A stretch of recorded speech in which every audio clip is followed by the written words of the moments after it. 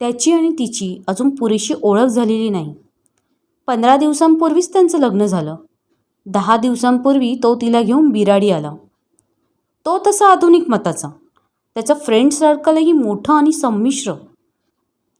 मैत्रिणी फ्री वागणाऱ्या हव्या असल्या तरी त्याला बायको गरीब स्वभावाची, साधी, पोर सौदा आणि अबोल हवी होती.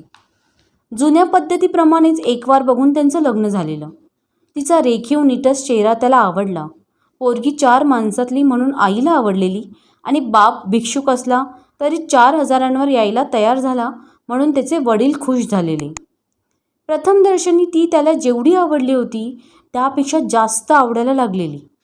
तिच्या स्वभावाचे कित्येक पैलू अजून त्याला अज्ञात होते, पण अल्प परिचयाने जे आकर्षण वाटतं ते दोघात खूप होतं. ती आरशात नजर टाकते. त्याची नजर आरशामध्ये तिच्या नजरेत मिसळते. आपली नजर अलगद सोडवून घेत ती वळते.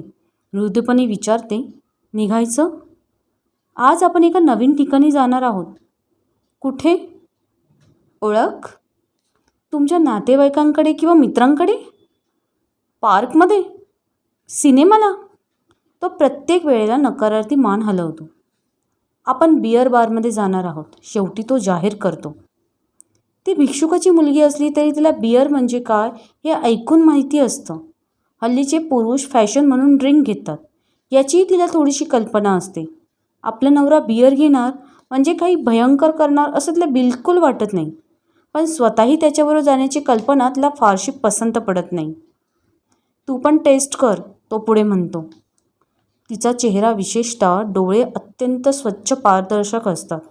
तिच्या मनातली कुठलीही भावना लपवून ठेवणं तिला जमत नाही. तिचे टपोरे डोळे तिची इच्छा, अनिच्छा, राग, लोभ स्पष्ट प्रतिबिंबित करतात.